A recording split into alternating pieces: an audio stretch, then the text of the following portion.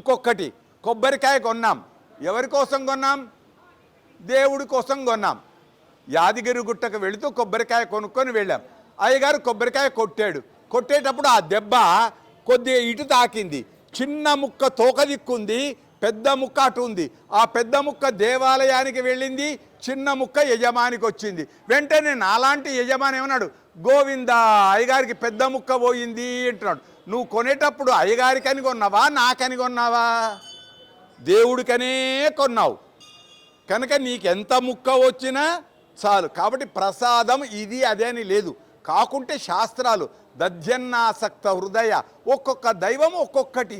గూడాన్న ప్రీతమానస, బెల్ల పొంగలి అమ్మవారికి ఆనందం, కృష్ణయ్యకు వెన్న ఆనందం, రాముడికి రామ రాజ్యం అది ఆనందం. కనుక ఏ ప్రసాదం ఇచ్చినా మంచిదే, రుచికరమైతే చాలంతే. రుచికరమైన ప్రసాదం ఏది